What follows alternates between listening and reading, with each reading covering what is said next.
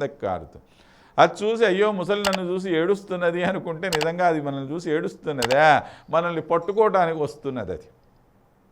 అదేవిధంగా ఈ బంధువులైనటువంటి వాళ్ళు కూడా మనల్ని పట్టుకోవడం కోసం మనకు దగ్గరికి వచ్చి మన ఇళ్లలో కూర్చుంటారు తప్పితే వాళ్ళ వల్ల మనకి ఏదో పెద్ద ప్రయోజనం జరుగుతున్నదని కాదయ్యా.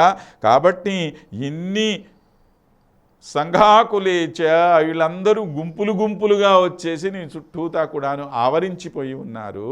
ఒకవైపు ఆశ, ఇంకొక వైపు శారీరకమైనటువంటి సుఖములనేటువంటిది, భార్య అనేటువంటి సుడిగుండం, పిల్లలు బంధువులు అనేటువంటి ముసళ్ళు, ఇవన్నీ కూడా నీ చుట్టూతా ఆవరించి ఉన్నాయి. ఇలాగ ఉన్నప్పుడు ఇక్కడ సంసారాఖ్యే మహతి జలదౌ మజ్జతాం అన్నాడు. అలా ఉండి మనము మునిగిపోతూ ఉన్నప్పుడు ఇలాగా మునిగిపోతున్నటువంటి మనల్ని ఉద్ధరించటానికి ఎవరొస్తున్నారు అంటే భవతః పాదాంభోజే భక్తినావం అని అన్నాడు. ఆ స్వామి యొక్క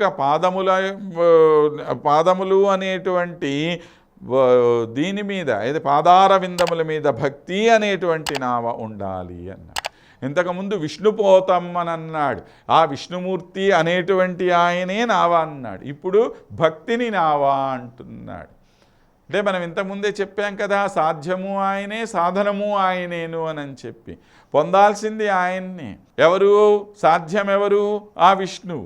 ఆ విష్ణువుని పొందటానికి సాధనమేమిటి?